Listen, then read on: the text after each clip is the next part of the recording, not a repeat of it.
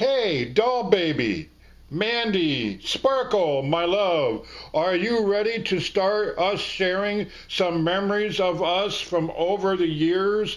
You know, a little bonuses, little extras that we did not mention in our main interviews that we've been doing? Are you ready? I know I am. It is now the summer of 1994. July. We officially been together now in person and in love for 10 fucking years. Mandy, honey, can you believe that? It's been 10 years already? Mandy, giggles, giggles. I know I have loved and been in love since the first day I met you. It was like being hit by lightning. I knew at an instant you was the one for me. I don't see how you put up with my little silly self. Giggles. And you're damn right, 1994 is 10 years for us. The best fucking 10 years so far. Fucking rock and roll love, baby. Yes, my Mandy Sparkle. Rock love. Heavy metal love. Our love is the greatest. I put up with your silly ways? Well, that's really easy for me to do because I am the same fucking way. Yes, I am. We keep each other on our toes because of that. We are wild and crazy pair. And that is for fucking sure, huh, honey? Mandy, hell fucking yeah, Marky. You keep me on my toes and I keep you on your toes. Giggles.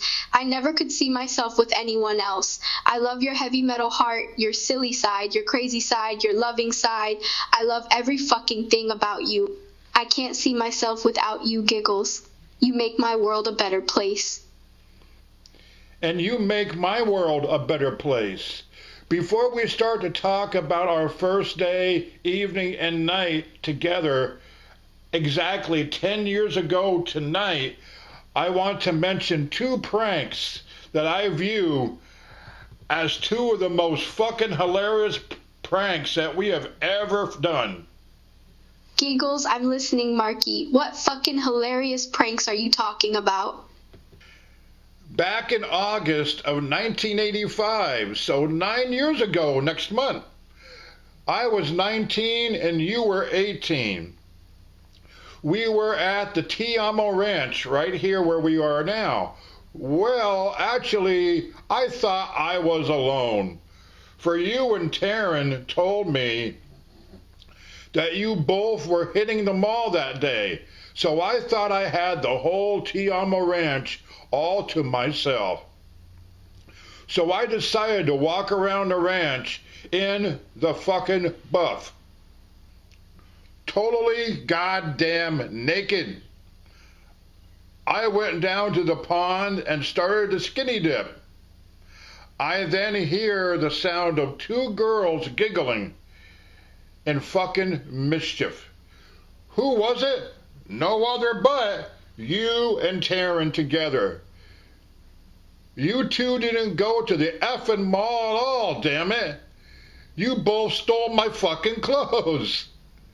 Chased you both around a bit, and then I had this zoom running into the house as you and Taryn Angel pointed at me, giggling and enjoying the show at my fucking expense. That was one of the funniest days of my life.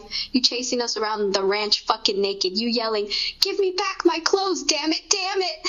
Giggles. Taryn and I were laughing so much we almost peed our pants that day.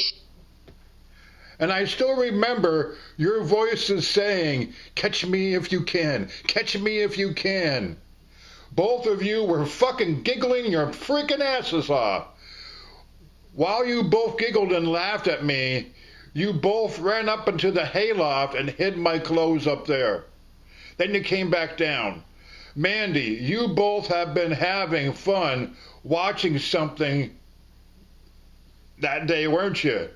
But the fun was just getting started. Yeah, I gotta get your ass back.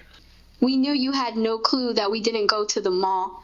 We stayed right at the ranch, and when we saw you head over to the pond for a swim, we came up with the idea to play a prank you by stealing your clothes. The look on your face that day when we both yelled "Catch me if you can" was fucking classic. Giggles.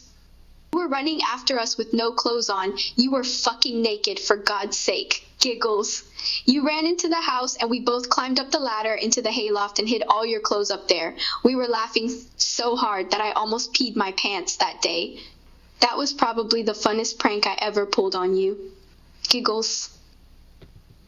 Me and all my glory in the buff. Laughs more. I know what you fucking mean. Giggles, you and that fucking bouncy glory bouncing all over damn place. It was classic. I was laughing so damn hard I could barely breath. Good times, baby, good times. But the fucking fun didn't end there, did it? I had my revenge to do on you both. I went into the house, I put on some clothes, and then I came back out, kinda stalking like, looking for you both like a stalker in the night. But it wasn't night, it was daylight, but still. Anyway, when I found you and Taryn, I picked you both up one at a time and tossed you both into the fucking pond. Splash! Splash! You both were screaming and giggling, and it was fucking great. Revenge is mine. I remember that. You came over and picked us up one at a time by the waist, and you threw us both one at a time in the fucking pond. I was laughing my ass off, and so was Taryn. It was great. We were both screaming as you threw us in. Damn, Marky, I was soaked from head to toe. Yep, damn right you were. Wet t-shirt and everything. So hey, I wasn't goddamn complaining at all. I like the view. I knew you weren't complaining, Marky. You enjoyed the hell out of that fucking whole day. That was one of the fucking best days of my life. Giggles. After we finally got out of that damn pond, I was soaked from head to toe. My clothes were clinging to me. You and Taryn both pointed and laughed at me. I had to change into my other clothes. I had fucking goosebumps everywhere. It was pretty damn cold water that day, and my t-shirt was soaked and clinging to me. I might as well been wearing no clothes because I could see everything through the damn shirt. You and Taryn both kept giggling at me the whole time as I tried to change into a new pair of clothes. Before I tell, I have to explain this because the next prank I'm going to tell about, people are going to have to know this to get what the heck we're talking about.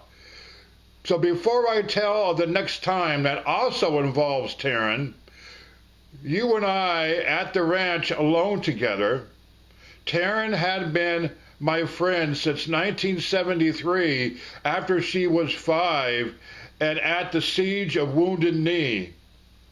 Taryn and I had been boyfriend and girlfriend for almost 3 years before you and I met.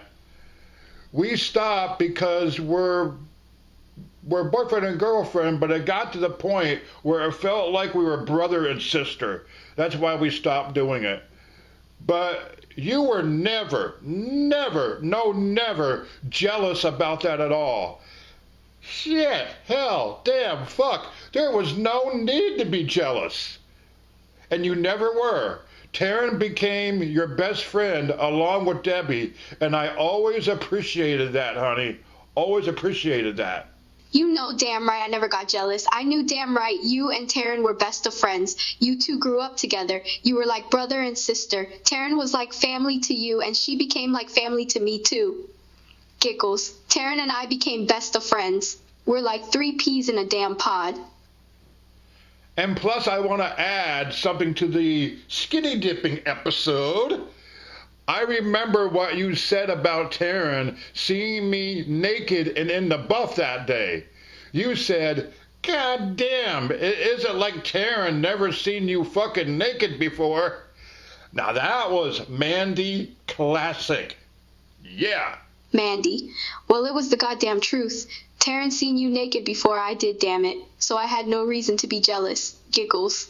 She seen that bouncing glory a time or two before I did. But the next prank I want to mention, this is beyond classic. This was in 1989 at the Tiamo Ranch right here. Your folks, Jim and Julie, were gone for the weekend, thankfully. So we had the ranch all to ourselves once again. which always leads to mischief. Always. Never fails. Taryn and I were at the table drinking some yoo-hoo. And you decided to play a prank on us. And you came in acting like you were all jealous. Yes, acting like you were all jealous. You were trying to stay all serious, but Taryn and myself could see right through you. But Mandy, some of the shit you were saying, holy shit. Yep, that was 1989. You and Taryn were just sitting at the table drinking yoo-hoo. I came in acting all jealous. Damn, I sucked at acting. You and Taryn both seen right through my ass. Giggles. I was trying to play it off, but damn it, I just couldn't. I tried my best to sound all upset, jealous, and even angry. And do you remember all that crazy shit that you were saying? And trying to stay serious? Trying not to giggle? It was classic Mandy. I do remember the damn stuff I said. I was saying stuff like, how the hell can you two just sit here and drink yoo-hoo and not talk about anything? What are you doing? Are you talking about me? I bet you two are talking about me. What the hell is going on here? Do I need to be worried? I bet you two are gossiping about me. Damn it. Laughs. The damn whole time I was trying to keep a straight face and act all jealous. Yeah, and when you said something else about me being your, I'm going to let you say it, okay, because it's funnier coming out of your mouth. And then you did a few humps and stomped your foot in a bratty little fit. That was priceless. And you were trying so hard to stay serious. And no, you were usually perfect at playing serious, but on this day, it didn't work out very well, did it? Giggles. Damn right I said that. I said Mark is my man, my daddy. Keep your paws off of him. You and Taryn were trying your best not to laugh, and I stomped my foot as I did a few humps in my bratty fit. Damn, I was trying so very hard to stay damn serious and keep from cracking up. I was trying, damn it. But I could tell you two saw right through me and knew that I was play acting. And then, yes, and then, the real wild and crazy fun happened. You grabbed 2 bottles of yoo-hoo from the 24-pack of bottles of yoo-hoo. A 24-pack. Well, it was down to 22 because Taryn and I was drinking yoo-hoo. You took 2 out, which left 20 in it. And you poured the yoo-hoo on our heads, of Taryn and I.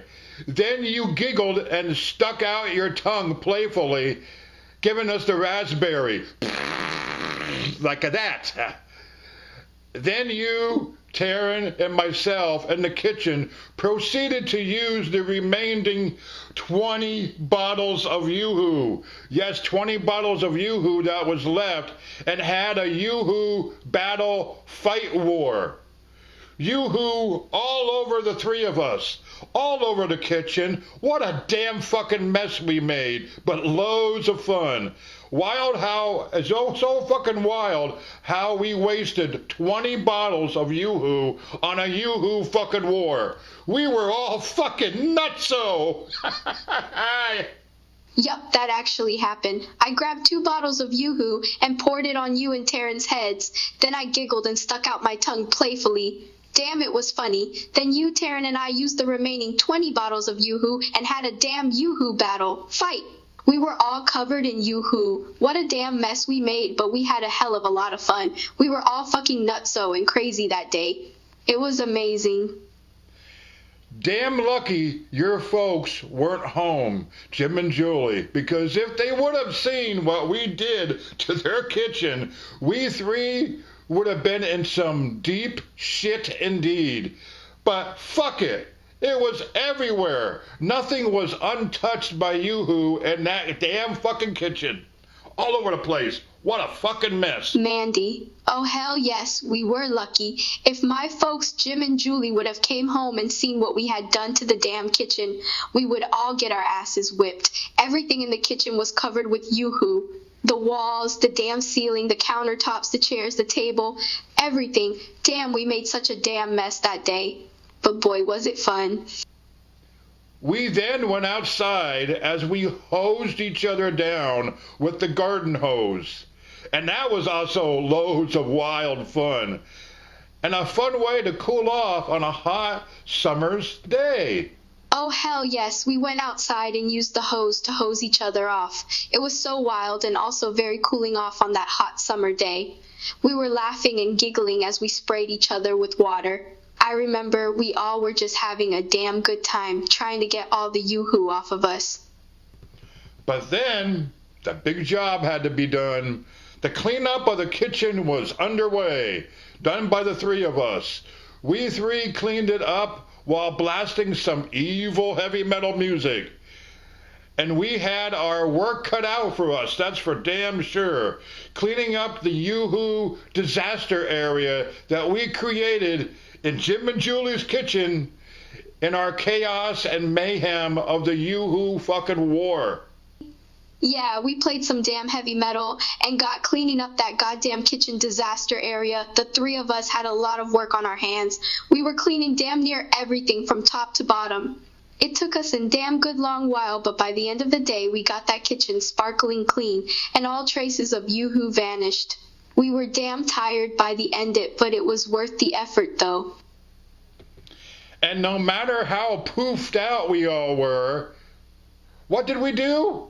The three of us went back out and got 24 packs of yoo-hoo. Three of them. 24 packs of yoo-hoo, the bottles, for a total of 72 bottles.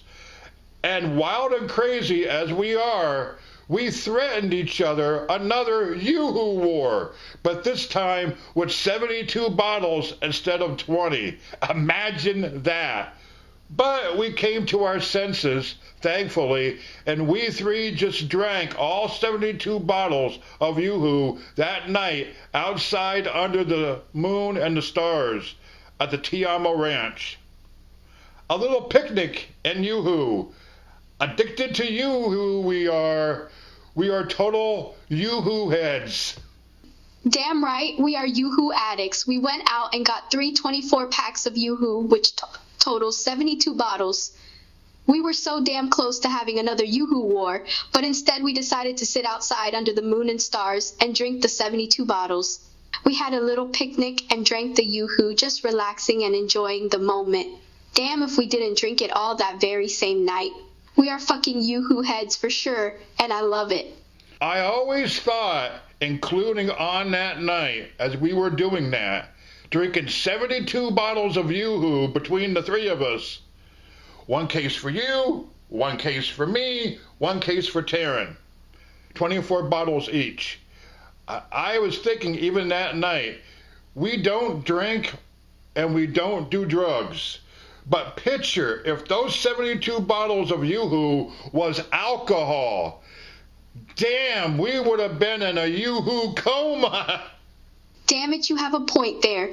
If those 72 bottles of yoo-hoo was full of alcohol and not yoo-hoo, we'd be damn near passed out and in a yoo-hoo coma. Thank goodness it was yoo-hoo and not alcohol. We can't get enough of that damn yoo-hoo. Damn near addicted to it, that's for sure. I always said, yes, we all in Dawn Patrol and our friends don't drink and don't do drugs. But picture if we did. The Earth would spin off its fucking axis and spiral off into deep space. Or something big and nasty like that. Damn, we are all damn loopy on plain air. Coca-Cola and yoo-hoo. And that is fucking enough. We don't need no drugs or alcohol to add to the mix. We're already crazy. Hell yeah, we're pretty fucking loopy on yoo-hoo, cola, and just the damn air. There is no damn need for alcohol or drugs with us. We're crazy enough without it. We all would make damn sure the Earth is thrown off its damn axis and sent spinning into deep space if we all decided to indulge in that crap. Just imagine all of us on some serious fucking drug binge. That is a crazy, scary fucking thought for damn sure.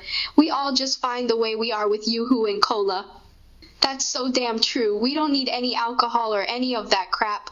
We're a group of crazy sons of a bitches as if I ain't just the way we are. We are all nuts on yoo-hoo and cola. We don't need no more fuel to add to the fire. We're already a bunch of nutsobs and we like it that way. We're content with our little yoo-hoo and cola buzz. Thank you very much. I love seeing you and Taryn riding around here at the Tiamo Ranch on your Appaloosa horses. Your horse Bandit, Taryn's horse Pocahontas, and your little sister Lindsay on her horse Patches. I love watching that. Mostly the horse riding that takes place at certain times, and you know what I'm talking about. It's so peaceful and calming. Nods with a smile. Oh, I absolutely love going horseback riding with Taryn and my little sister Lindsay. Bandit and Pocahontas and Patches are all such wonderful and amazing horses, and they are so beautiful as well. Me and my sister and Taryn get the best time when we go horseback riding. It's so damn peaceful to be riding our horses. The best time of day to ride is either at sunset, at sunrise, or when it is in between dark and light, like you said. It's just so damn scenic and calming. It sure is, honey. But I wanted to ask you a question about Taryn. She is Native American Indian. Her, along with her parents, as well as brother Wendell, who was also Dawn Patrol keyboardist, they were all at the Siege of Wounded Knee in 1973.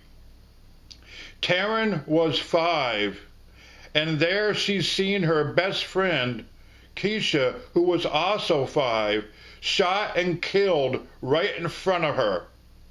There are also pictures of Taryn digging a grave with a shovel and even by hand, a grave for little 5-year-old Keisha, her best friend.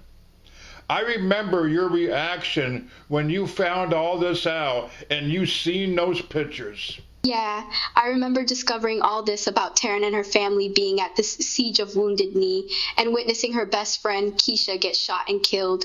I also remember seeing the photos of Taryn digging a grave for Keisha. I remember my heart breaking when I saw those photos. I felt such deep sorrow and empathy for Taryn, having to witness something like that so young at the age of 5. No child that young should never have to go through something like that. I saw so much pain and hurt in those photos, just seeing Taryn so young digging that grave all by herself. No child at that age should have such responsibility. But it broke me even more knowing that it was Taryn's best friend that passed, that she was burying, and it was all right in front of her. My heart felt like it was torn to pieces, and then I just wanted to wrap Taryn up in a huge comforting hug and never ever let go. I was in shock for hours after seeing those photos. It was just so horrible. Taryn and family moved here to Pennsylvania right after that siege in 1973. Taryn, as well as her brother Wendell, became best friends of mine and Scott, etc., etc. But I remember when Taryn first told me and showed me those pictures. It was on the day that we first became boyfriend and girlfriend. It was 1980, and it broke my heart. She always credited me in the first step of her healing, for I just held her and let her cry and let it all out, which is what she needed. I know Taryn has told you all about this. It hurt me that my cherished friend or anyone went through all of that. Broke my fucking heart. I knew and I know it will always haunt Taryn. And hey, how could it not? But Taryn is a true survivor. Indeed. I have heard Taryn speak about you holding her as she cried and how that was the first step in her healing. She has also told me about how much you cared, that you felt hurt to know that your friend, and now my friend, had gone through such trauma at such a young age. And you're right, of course it still haunts her, and how could it not? Her and her family are survivors, and to this day it still breaks my heart to think about what she had gone through. I'm so glad that she had you there for her.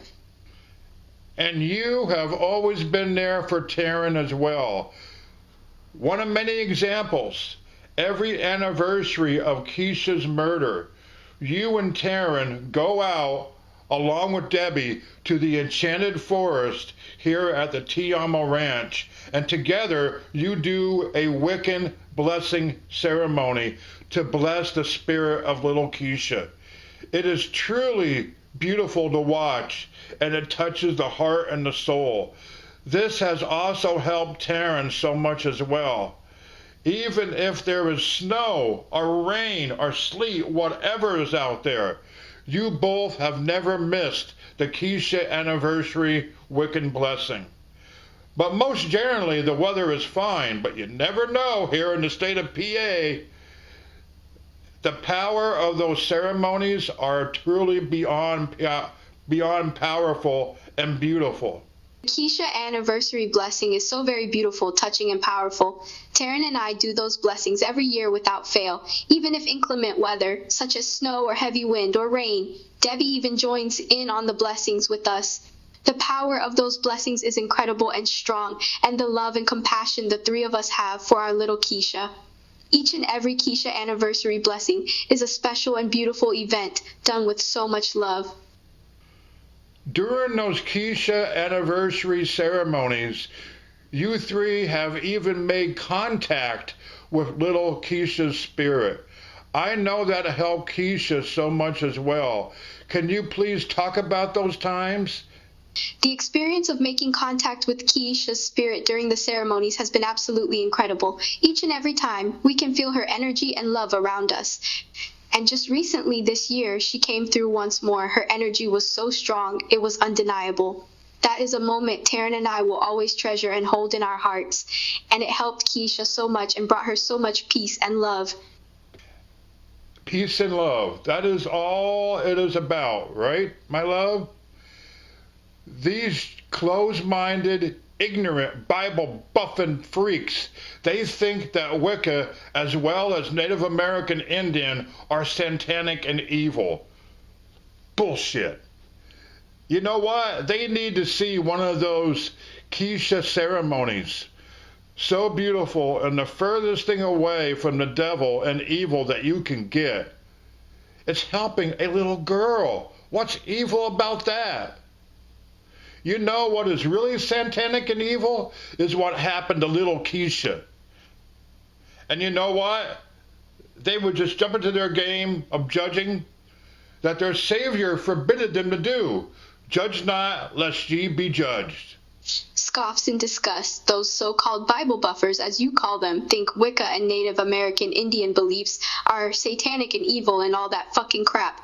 When what they don't realize is we are no further from the devil and evil they accuse us of, and what really is evil is what happened to Keisha. But it is so very true, they would skip right over that little fact and go right on into those stupid fucking judging games their so-called savior would never condone. Fucking hypocrites, the whole lot. Kesha, if you're here and listening, I have something to tell you, sweetheart. Me and Taryn and Debbie really miss you very much. Not a single year goes by that we have not thought about you or said your name. We all love and care about you so much.